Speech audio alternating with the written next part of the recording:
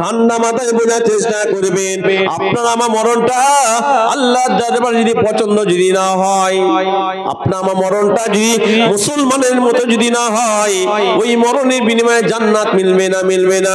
জান্নাত পেতে গেলে জিনাদের মরণটা আল্লাহর দরবারে পছন্দ হয়েছে। যেমন আজমিরের জমিনে শুয়ে আছে হযরতে খাজা মঈনুদ্দিনের মরণটা আল্লাহর দরবারে পছন্দ হয়েছে। বাগদাদের জমিনে শুয়ে আছে বড় পীর আব্দুল কাদের জিলানী মরণটা আল্লাহর দরবারে পছন্দ হয়েছে। ফুরফুরা জমিনে শুয়ে আছে আমার বেটা জান মুজাদ্দিদের জামানে মরণটা আল্লাহর দরবারে পছন্দ হয়েছে। মুজাদ্দিদের জামানে 5 কলিজার টুকরা আমার 5 নানা জানের মরণটা খোদার দরবারে পছন্দ হয়েছে।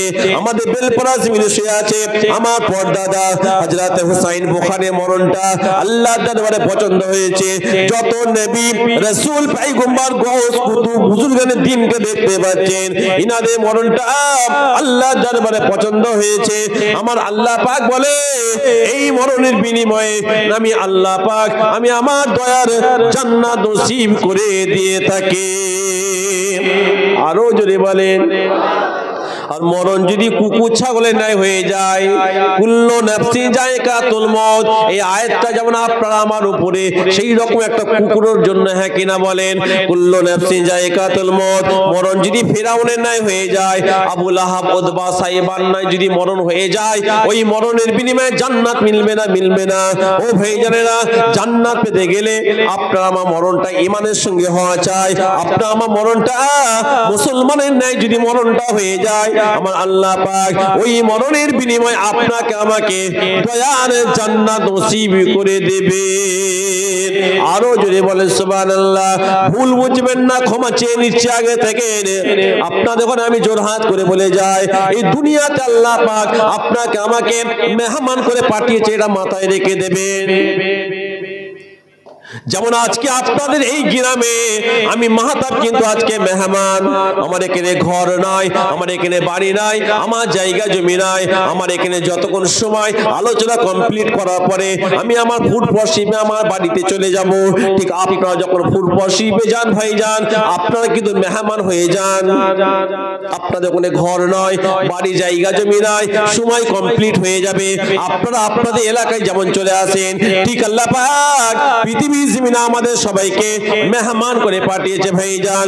কাউকে 10 বছরের জন্য মেহমান করেছে, কাউকে 20 বছরের জন্য, কাউকে 40 বছরের জন্য, কাউকে 100 বছরের জন্য। কিন্তু ভাইজান সময় হয়ে যাবে, আসল জায়গায় আপনাকে আমাকে ফিরতে হবে। কথা ঠিক নেবে ঠিক? অর্থাৎ আল্লাহ পাক বলে, এই বান্দা রে, দুনিয়া জমিনে আমি আল্লাহ তোদের ঘরে পাঠিয়েছি বান্দা, তোরা আমার কাছে যখন আসবি বান্দা, তোর আশাটা যেন আমার কাছে পছন্দ হয়। তোর আশাটা যদি আমার কাছে পছন্দ হয়ে যায়, আমি আল্লাহ পাক তোর আশাটা পছন্দ হওয়ার কারণে দয়ার জান্নাত নসিব করে দিয়ে থাকে। আরো জোরে বলেন সুবহানাল্লাহ। কিন্তু মরচে পুঁতে দিয়ে চলে এলাম, মরচে কবর দিয়ে চলে এলাম, ব্যাস। বিশ্বাস করেন, আমরা যেভাবে ঘোরাঘুরি করছি বর্তমান, এইভাবে ঘোরাঘুরি যদি করি বা করেন, নাজাত পাওয়াটা কিন্তু বড় কষ্টকর হবে, এটা মাথায় রেখে দেবেন। কিসের দাদাগিরি দেখাবেন? আমরা মনে করছি আমাদের বিশাল টাকা, আমি কোটি কোটি টাকার মালিক, রেখে দেন। আপনি কোটি কোটি টাকার মালিক হতে পারেন সাহেব, আমার আল্লাহ যদি মনে করে হাতের তলে একটা ফুসকুড়ি দেবে, কি দেবে? একটা ফুসকুড়ি দেবে, ঘা দেবে, কোটি কোটি টাকা শেষ হয়ে যাবে, হাতের ঘাটা ভালো হবে না। কথা ঠিক নেবে ঠিক? কিসের অহংকার দেখাবেন? গায়ে বিশাল ক্ষমতা, একা 5 জনকে এখানে শুইয়ে দেবেন। আল্লাহ যদি মনে করে এমন একটা রোগ দেবে, বিছানায় শুয়ে সে পিচ্ছাপ করাবে, কিসের অহংকার দেখাবেন? বিশাল বেরে বড় হাফেজ, মৌলানা, কারি, ডাক্তার, ইঞ্জিনিয়ার, উকিল, মাস্টার, রেখে দেন সব।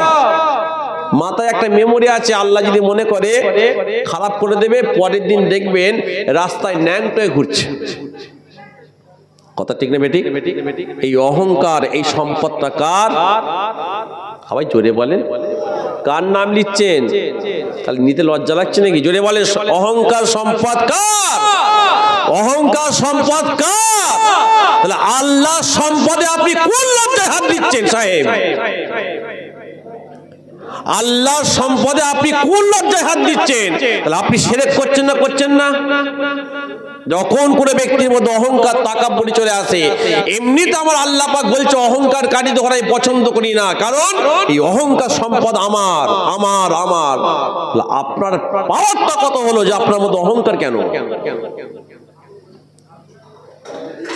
নিজেকে আমরা মাঝে মাঝে আয়নার সামনে দাঁড় করানো উচিত আমাদের, যে মানুষের চেহারে ঘুরছে বাইরে বটে, কিন্তু আমি তো জানি আমি কি জানোয়ার।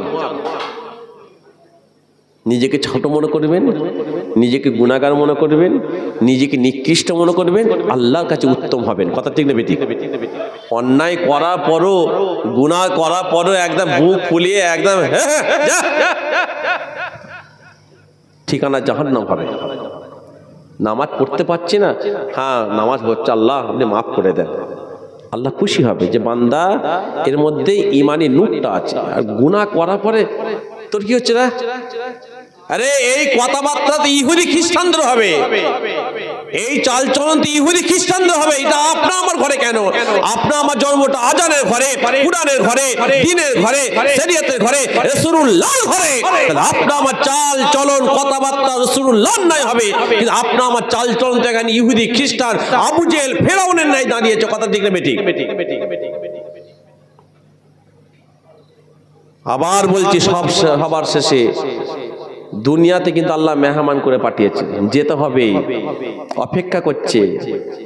অপেক্ষা করছে ওই খাটিয়ায় আপনার আব্বা, আপনার মা, আপনার দাদু, আমাদের পূর্বপুরুষরা যেমন শুয়েছে, ঠিক আমাদের ঘরও শুতে হবে। সব শোবো, সে আমি হন আপনি হন, ওই একই খাটে কোটিপতি শোবে যে অহংকার দেখাচ্ছিল, আবার ওই খাটে একটা ভ্যান চালক সেও শোবে।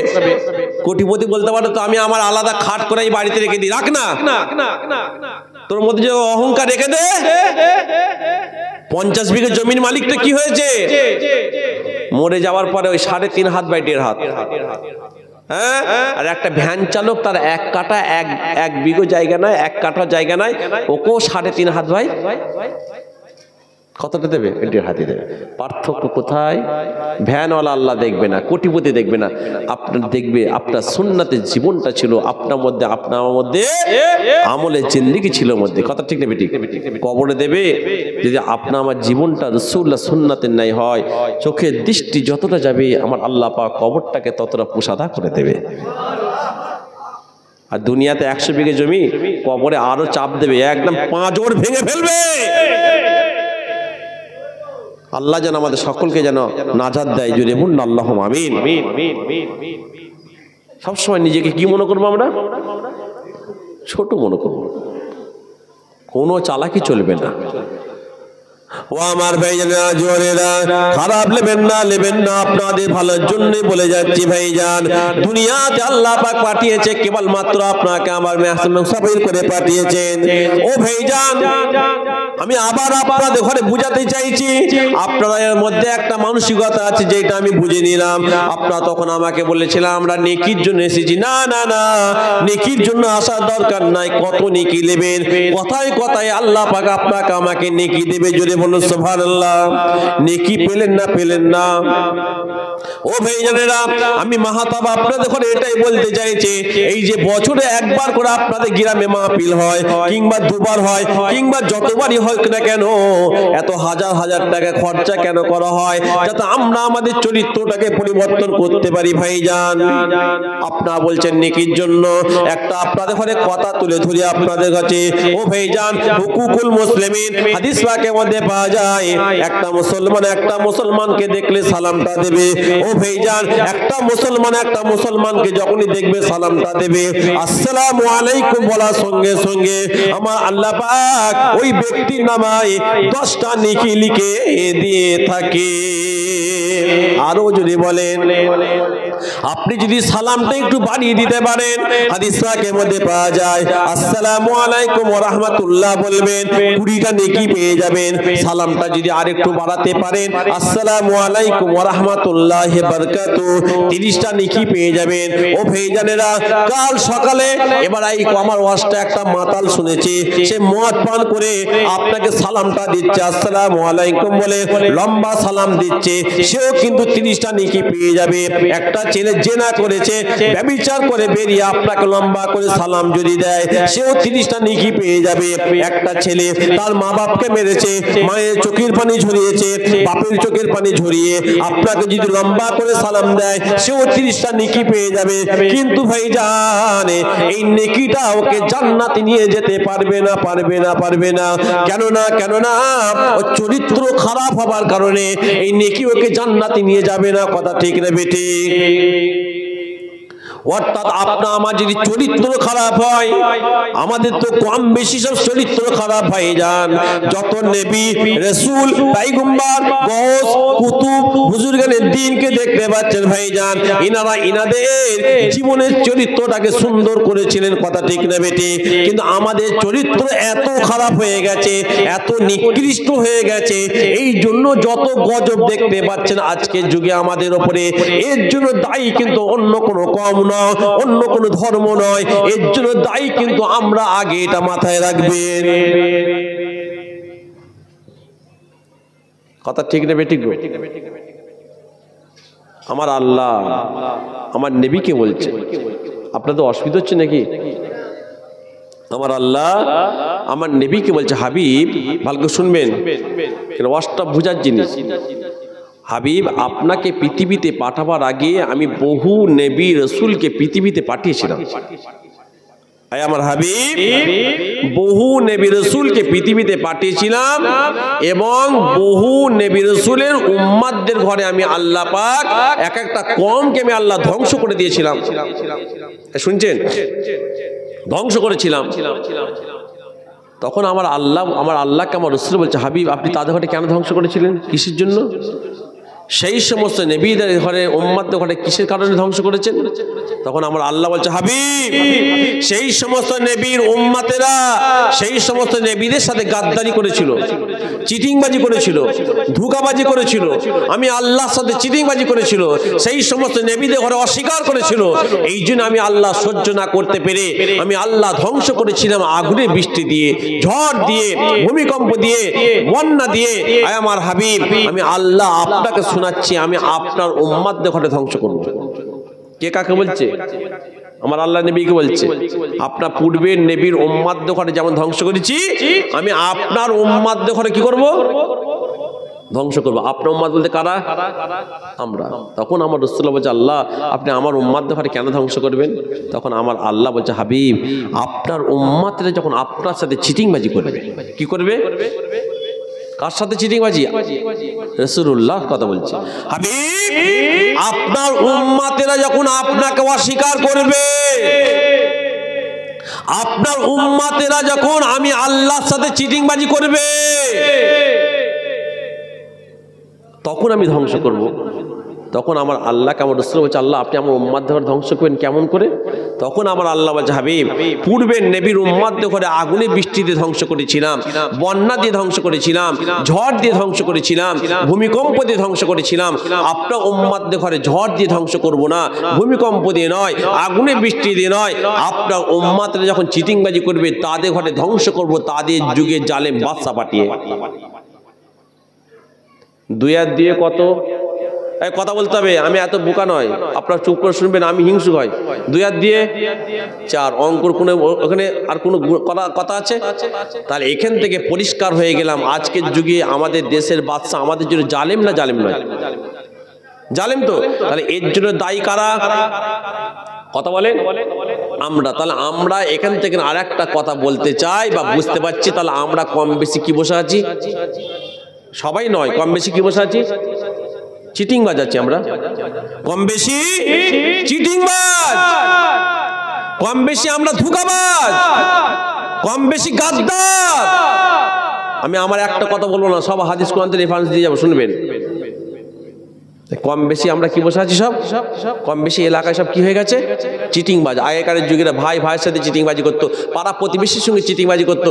আজকের যুগে তো আমরা তো আল্লাহ রসুলের সঙ্গে চিটিংবাজি করছি। আমি একটা কিতাব আমার কাছে আছে, কিতাবটার নামই হচ্ছে আর আল্লাহ রসুলের সঙ্গে কতদিন জিহাদ। শুনছেন? কিতাবগুলো পড়তে হয়, পড়বেন। আর কতদিন আল্লাহ রসুলের সাথে জিহাদ। এক্ষুনি আপনাদের প্রমাণ দেবো যে আমরা আল্লাহ রসুলের সঙ্গে জিহাদ করছি কিনা। এবার বলেন, এখানে আপনারা যারা বসে আছেন সবাই এক বাক্যে বলেন, নবী পাককে যারা অস্বীকার করবে এদের ঠিকানা জান্নাত না জাহান্নাম? সবাই যেটা বলেন, কোনো সন্দেহ আছে? নবী পাককে যারা অস্বীকার করবে এদের ঠিকানা জাহান্নাম, জাহান্নাম, জাহান্নাম, কোনো সন্দেহ নাই। আচ্ছা, আপনারা যখন আমি এবার জিজ্ঞাসা করি, আপনারা যারা বসে আছেন আপনারা আমার নবী পাককে অস্বীকার করেন? খারাপ দিচ্ছেন নাকি জিজ্ঞাসা করছি বলে? কেউ করেন না? চুপ করে থাকে মানে শরিয়তের মাসলা? হ্যাঁ, কেউ করেন না তো? আচ্ছা, কারা কারা নবী পাককে অস্বীকার করেন না? তাকবীর দেন তো, নারে তাকবীর, মাশাআল্লাহ, তাহলে সবাই জান্নাতি। কিন্তু আমি যদি বলি আপনি করেন, আপনি করেন, আপনি করেন, তাহলে আপনারা আমাকে খারাপ ভাববেন, খারাপ ভাববেন। আমি বলবো না আপনি করেন, আপনি করেন। কিন্তু আমরা কে কি এর থেকে অন্যকে বেশি জানে? জানে না। আমি একটা হাদিস তুলে ব্যাখ্যা করব, যে যার মনকে বা প্রশ্ন করবেন যে আমরা রাসূলুল্লাহকে অস্বীকার করছি কিনা, আমরা আল্লাহ রাসূলের সঙ্গে জিহাদ করছি কিনা। তাহলে একদম শিবয়েন আল্লাহুম্মা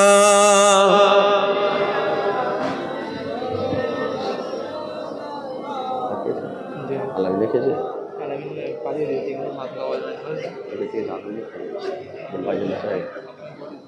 বলে দাও জোরে জোরে পড়েন, আল্লাহুম্মা সাল্লি আলা সাইয়্যিদিনা।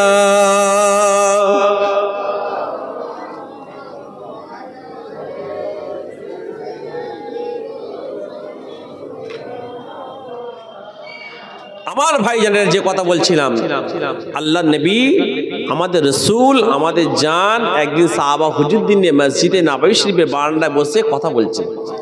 হ্যাঁ, ভালো করে শুনবেন, যদি কারো অসুবিধা হয় চলে যাবেন, একজনের জন্য দুদিনের অসুবিধা না হয়। আমি এখানে গল্প শোনাচ্ছি না। আল্লাহ নবী সাহাবা হুজুরদ্দিন একদিন কি করছেন, আলোচনা করছেন। করতে করতে আমার রসুল একটা ভাইটার কথা বললেন, যে হাদিসটা বুখারী শরীফে এসেছে। আল্লাহ রসুল আলোচনা করতে কি বললেন, আয় আমার সাহাবারা শোনো শোনো। قال رسول الله صلى الله عليه وسلم كل امتي يدخلون الجنه الا من ابى قيل من ابى قال من اتاني دخل الجنه ومن عصاني فقد ابى رواه البخاري। ও ভাইজানেরা, হাদিস পাকের মধ্যে পাওয়া যায় আমার রাসূলুল্লাহ সাহাবা হুজুরদ্দিন নিয়ে আলোচনা করতে করতে এমন সময়তে আমার রাসূলুল্লাহ বলতে লাগলেন, আয় আমার সাহাবারা শোনো শোনো, কুল্লু উম্মতি ইয়াদখুলুনা জান্নাতা, আমার আল্লাহ পাক আমার সমস্ত উম্মতদের ঘরে দয়ার জান্নাত নসিব করে দেবে। আর একটু জোরে বলা যাবে না? সমস্ত উম্মাতদের ঘরে আল্লাহ জান্নাত দেবে। সমস্ত উম্মাতদের মধ্যে আমরা পড়ছি না? পড়ছি। একটা বেধর্মীরাও কিন্তু রাসূলুল্লাহ কি হয়? উম্মাত হয়। একটা বেধর্মীও রাসূলুল্লাহর উম্মাত হয়। ও আমার ভাইজানেরা, এই কথাটা শোনার পরে সাহাবা হুজুরা বড় খুশি হয়ে গেলেন। ইয়া রাসূলুল্লাহ হাবিবাল্লাহ, ইয়া রাসূলুল্লাহ হাবিবাল্লাহ, আপনার সমস্ত উম্মাতদের ঘরে আল্লাহ জান্নাত দেবে, এর থেকে বড় আনন্দের কথা আর কি হতে পারে? ইয়া রাসূলুল্লাহ হাবিবাল্লাহ, এর থেকে বড় আনন্দের কথা আর কি হতে পারে? ও ভাইজানেরা, ও যুবকেরা, ওই সময়তে আমার রাসূলুল্লাহ বলেছিলেন, আমার সাহাবারা শোনো শোনো, আমার আল্লাহ পাক আমার সমস্ত উম্মাতদের ঘরে দয়া জান্নাত দেবে। কিন্তু আমার সাহাবারা এটাও তোমরা শুনে রেখে দাও, আমার সমস্ত উম্মাতদের মধ্যে থেকে এক ভাগকে আমার আল্লাহ পাক জাহান্নামের মধ্যে ফেলে দেবে। এক ভাগকে কোথায় দেবে? এক ভাগকে কোথায় দেবে? ও আমার ভাইজানেরা, এবার ভালো করে বোঝার চেষ্টা করবেন, ওই এক ভাগের মধ্যে আমরা না পড়ে যাই। ওই এক ভাগের মধ্যে আমরা না হয়ে যাই। সাহাবা হুজুরা জিজ্ঞাসা করলেন, ইয়া রাসূলুল্লাহ, হাবিবাল্লাহ, হুজুর বিয়াদবি ক্ষমা করে দেন, আপনার সমস্ত উম্মতদের ঘরে আল্লাহ জান্নাত দিবে, সমস্ত উম্মতদের মধ্যে থেকে এক ভাগকে আল্লাহ জাহান্নামের মধ্যে ফেলে দেবে। ইয়া রাসূলুল্লাহ, ইয়া হাবিবাল্লাহ, হুজুর ক্ষমা করে দেন, ওই এক ভাগ কারা আপনি আমাদের ঘরে একবার বলে দেন, এক ভাগ কারা, এক ভাগ কারা? আমার রাসূলুল্লাহ ওই সময় জবাব দিয়েছিলেন, আয় আমার সাহাবারা শোনো শোনো, এক ভাগ হলো যারা আমি রাসূলুল্লাহকে অস্বীকার করবে, আল্লাহ পাক তাদের ঘরে জাহান্নামের মধ্যে নিক্ষেপ করে দেবে। এক ভাগ ওরা যারা আমি রাসূলুল্লাহকে অস্বীকার করবে। ও ভাইজানেরা, আমি মাহাতাব আপনাদের ঘরে জিজ্ঞাসা করেছিলাম, আপনারা কি আমার রাসূলুল্লাহকে অস্বীকার করেন? আপনারা সবাই আমাকে বললেন না, করি না। আল্লাহ নবী বললেন, যারা আমাকে অস্বীকার করবে তাদের ঠিকানা জাহান্নাম হবে, তাদের ঠিকানা জাহান্নাম হবে।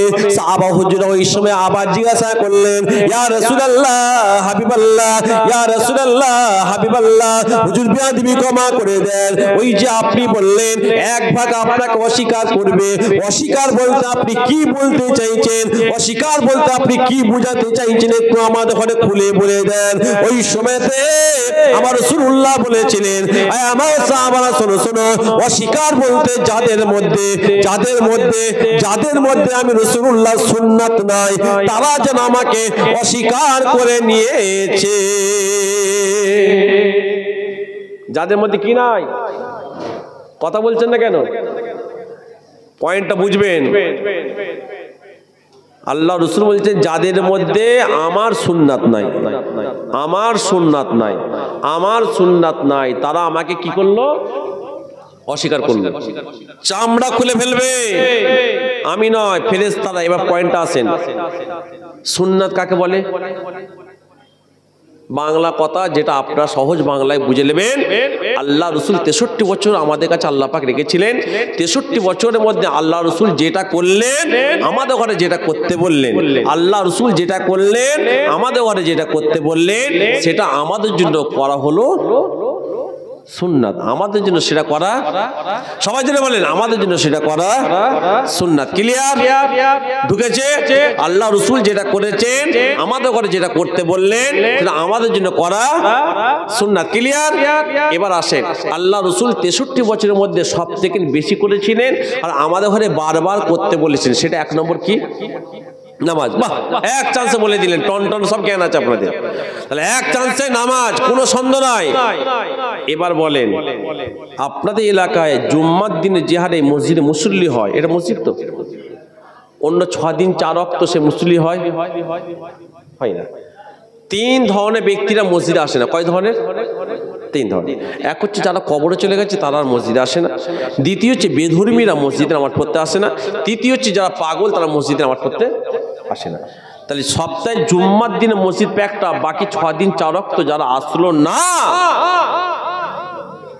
এবার আপনি হয়তো বলেন, ভাইজান আমরা কাজে যাই, সবজি বিক্রি করে যাই, দোকানদারি করি, ঠিক আছে, আপনি যেখানে থাকবেন সেখানে নামাজ পড়লেন। কারণ আল্লাহ পাক সারা পৃথিবীটাকে আমাদের জন্য নামাজের মুসাল্লা করে দিয়েছে। যদি বলুন। এবার লাইন আসেন, ওখানে ওই কথা বলে কাটানো যাবে না, আল্লাহর কাছে কোনো মানতেক চলবে না, বাংলা হিসাব। তাহলে সপ্তাহে জুম্মার দিন যারা আসে মসজিদে, ঘরে থাকার পরও 6 দিন 4 ওয়াক্ত যারা আসলো না, তাহলে 3টের মধ্যে যে কোনো একটা হিসাব। তাই বলছে তো, হয় পাগল, নাহলে বেধর্মী, না হলে কবরবাসী। জুম্মার দিন আল্লাহ ছুটি দেয়, কবর থেকে বলে যা, আর এতদিন 6 দিন 4 ওয়াক্ত কবরে শুয়েছিলিস, জুম্মার নামাজটা পড়ায়। এটা কি হয় নাকি? তা কোথায় সব থাকি? বিশ্বাস করেন, কিয়ামতের ময়দানে আল্লাহর বিরুদ্ধে আপনার ভাই, আল্লাহর কাছে আপনার ভাই আপনার বিরুদ্ধে নালিশ করবে কি জানি না, আপনার পাড়া প্রতিবেশী আপনার বিরুদ্ধে নালিশ করবে কি জানি না, কিন্তু প্রত্যেকটা গ্রামের মানুষকে বলে যায়, প্রত্যেকটা গ্রামের মসজিদগুলো আল্লাহকে বলবো, আল্লাহ অমুকের ছেলে অমুককে আপনি জান্নাত দেবেন না। কিয়ামতের ময়দানে মসজিদের জবান খুলে যাবে। তখন আল্লাহ পাক মসজিদকে বলবে, কেন রে, তুই মাটির ছিলিস, এরা তোকে পাকা করেছিল, তোকে মার্বেল বসিয়েছিস, হ্যাঁ আমার ঘর হিসাবে পাকা ছিল, এসি লাগিয়েছে খুলে দিয়ে, আর তুই এ ধর জান্নাতে যেতে মানা করছিস কেন? তখন আল্লাহকে মসজিদ বলবে, আল্লাহ এরা আপনার ঘর হিসাবে আমাকে সুন্দর করে বানিয়েছিল বটে, কিন্তু আমাকে খোরাক দেয়নি। মসজিদে খোরাক কি ভাই? নামাজি মুসল্লি। আপনি বাজার থেকে ঘটপুকুর বাজার থেকে একটা পাখি কিনে আনলেন, পাখিটাকে ভালো দামি খাঁচায় রেখে দিয়েছেন, আর পাখিটাকে যদি আপনি খাবার যদি খেতে না দেন মরে যাবে, কষ্ট পাবে। ও আমার ভাইজানেরা, ভুল বুঝবেন না। আপনাদের ঘরে আমি একটু পরিষ্কার বাংলা কথায় কাটা কাটা বলে যাচ্ছি, এই জন্য আপনাদের সাথে আমাদের একটা সম্পর্ক আছে ভাইজান, যে সম্পর্কটা মুজাদ্দেদ জামান আমার বেটা জান করে দিয়েছে। কথা ঠিক না বেঠিক? যদি কেউ খারাপ মনে করেন, আমি মনে করব তাহলে আপনি হয়তো এই সম্পর্কের মধ্যে নাই। আমি আপনারা আমাদের এখানে বাপের মধ্যে আছে, বাপের বয়সের আছেন। আমি আমার বাপকে হক কথা বলতে পারি, আমি আমার চাচাকে হক কথা বলতে পারি, আমি আমার বন্ধুদের ঘরে, আমি আমার ভাইদের ঘরে হক কথা বলতে পারি না, জবাব দেন। খারাপ নেবেন না। কেন না আমি যদি মনে করতাম আমি একটা ঘটনা কিংবা দুটোর ঘটনা ধরতে পারতাম, কিন্তু না, আমি চিন্তা করলাম আমাকে সমাজকে কিছু দিবার আছে, আর হক কথা আমি মাহতাব যদি না বলে যাই, কিয়ামতের ময়দানে আমার আল্লাহ পাক আমাকে বুবা শয়তান করে তুলবে, এটা মাথায় রাখতে হবে আমাকে। আমি মাহতাব যেটা আপনাদের ঘরে বলতে চাইছিলাম ভাইজান, তাহলে আজকে এবার আমাদের মধ্যে যাদের নামাজ নাই, এক ওয়াক্ত নামাজ যদি কেউ ইচ্ছা করে ছেড়ে দেয়, এক ওয়াক্ত নামাজ যদি কেউ ইচ্ছা করে ছেড়ে দেয়, ওই ব্যক্তিটাকে 80 রব্বা অর্থাৎ 2,88,000 বছর তাকে আল্লাহ জাহান্নামের মধ্যে রেখে দেবে। এক ওয়াক্ত ইচ্ছা করে কাজা করলে কতদিন থাকতে হবে? নেই পাকে অস্বীকার করেছেন, তার সাজাইটা ভাইজান। এবার বলেন, কাল কিয়ামতের ময়দানে, মাশারের ময়দানে কারো বয়স 60 বছর হবে, কারো 70 বছর হবে, কারো 50 বছর, আল্লাহ পাক যাকে যে বয়সটা দেবে। ভাইজান যদি কেউ 5 ওয়াক্ত নামাজ কাজা করে, এই রকম যদি হিসাব করা হয়, দেখা যাবে কম্পিউটার ফেল হয়ে যাবে। ও ভাইজানেরা, কাল কিয়ামতের ময়দানে, মাশারের ময়দানে আমার আল্লাহ পাক আপনাকে প্রশ্ন করবে, না বান্দারে তোদের গ্রামে তোদের মাদ্রাসা জলসা হয়েছিল 10ই মাঘ, সেই মাহফিলে বসেছিলিস কিনা, এই জবাবটা দে। না, এই প্রশ্ন আমার আল্লাহ পাক করবে না। আমার আল্লাহ পাক এটা আপনাকে প্রশ্ন করবে, 10ই মাঘ মাদ্রাসায় জলসা বসার আগে ঈশার নামাজ আদায় করেছিলিস কিনা? হ্যাঁ, এখানে হয়তো অনেকে কম বেশি বসে আছে, ঈশার নামাজই পড়িনি। মজলিসে না বসে পাটা কুটি না, মজলিসে না বসলে কোনো গুনাহ হবে না, অস্বীকার করলে গুনাহগার হবে। কিন্তু নামাজটা আপনি অস্বীকার করে না করলে, যদি করেন কাফের হয়ে যাবেন, আর না পড়লে গুনাহগার হবেন। আশ্চর্য, মসজিদগুলো আমরা শহীদ করে ফেললাম। মসজিদগুলোকে আমরা আমাদের মসজিদগুলোকে শহীদ করছি। আজকে ফিলিস্তিনের জমিনে মসজিদে আকসার উপরে যেভাবে হামলা চলছে, ফিলিস্তিনের জমিনে আজকে মসজিদে আকসাকে যেভাবে দখল করার চক্রান্ত চলছে, সেখানকার মায়েরা, বাপেরা, ভাইয়েরা, ছোট ছোট কচি কচি বাচ্চারা সে মসজিদকে বাঁচাবার জন্য তারা শহীদ হচ্ছে না। এই জবাব দেন। আমি কদিন আগে ইউটিউবে দেখছিলাম, একটা বাপ জনগণের মধ্যে মিষ্টি বিতরণ করছে, মিষ্টি। সাংবাদিকরা প্রশ্ন করছে, কি ব্যাপার আপনাদের এখানে কচি কচি বাচ্চারা শহীদ হয়ে যাচ্ছে, কত মা ঘর হারা হচ্ছে, কত বাপ এতিম হয়ে যাচ্ছে, কত স্বামী এতিম হয়ে যাচ্ছে, তার সংসার হারা, ভিটে হারা, বউ হারা, আর আপনি মানুষের মধ্যে মিষ্টি বিতরণ করছেন, কারণটা কি? তখন সেই ব্যক্তি জবাব দিচ্ছে, ভাই আমার 4টে ছেলে ছিল। কটা? 4টে ছেলে। 4টে ছেলের মধ্যে 3টে ছেলে মসজিদে আকসার জন্য শহীদ হয়ে গেছে। জোরে বলা যাবে না? সকলে জোরে বলেন। 3টে ছেলে মসজিদে আকসার জন্য শহীদ। আমি কিয়ামতের ময়দানে আল্লাহকে বলতে পারবো, আল্লাহ আপনি আমাকে 4টে সন্তান দিয়েছিলেন, 4টে সন্তানের মধ্যে 3টে সন্তানকে মসজিদে আকসার জন্য আমি শহীদ করে দিয়েছিলাম। জোরে বলেন, আরো জোরে বলেন। আর আপনি আজকে আপনার গ্রামের মসজিদগুলোকে কোন লজ্জা শহীদ করছেন? জবাব দেন। এইসব কথা বললে মাহাতাব খারাপ হয়ে যায়। আমি ওই জন্য আমাকে যখন কেউ দাওয়াত করতে যায়, আমি বলি, ভাই আমার ওয়াজ শুনেছে কি জিজ্ঞাসা করলি কেন? আমি 2 ঘন্টা 2.5 ঘন্টা যতক্ষণ আলোচনা করব, আমি চাই বাস্তবটা তুলে ধরি। এই জন্য তো কুত্তার অবস্থা আজকে আমাদের উপরে, যত গজব দেখছেন, এর জন্য আমরা দায়ী নয়। জবাব দেন। আশ্চর্য। একটা বেধর্মী ঘরের ছেলেরা নামাজ পড়ে না, মুসলমান ঘরের ছেলেরা নামাজ পড়বে, এটাই তাদের সাথে আমাদের পার্থক্য হবে।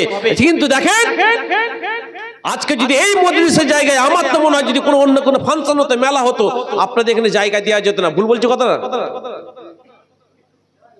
নিলজ্জা সব কম বেশি। অবাক লাগে আমাকে। যদি বা দেখেন জুম্মার দিনে, এই ভালো শুনছেন তো, অন্য দিনে 5 ওয়াক্ত অন্য দিনে মসজিদে যদি 20টা মুসল্লি হয়, উদাহরণ, এই তো অবস্থা। জোহরের সময় 20 জন, আসরের সময় 15 জন, ঈশার সময় 10 জন, আর ফজর বেলা ইমাম সাহেব, মুয়াজ্জিম আর 2টো বয়স্ক মানুষ। মসজিদ হচ্ছে না? আবার জোহরের সময় যদি 20 জন হয়, তার মধ্যে দেখবেন 15 জন বয়স্ক মানুষ। আবার 15 জনের মধ্যে 10 জন চেয়ার নিয়ে বসে আছেন আমার পড়ার জন্য। এই কথা ভুল বলছি? মুফতি আজম আমার মেজনাওয়ালা একটা কথা বলতেন, ফার্সিতে বলতেন, জাওয়ানি মে তওবা করনা কুয়াতে পাইগুম বাড়ি। জওয়ানি মে তওবা করনা কুয়াতে পাইগুম বাড়ি। জওয়ানি অবস্থায় তওবা করাটা হচ্ছে পাইগুম বাদে সমতুল্য দেয়। জোরে বলেন, আর একটু জোরে বলা যাবে না সুবহানাল্লাহ?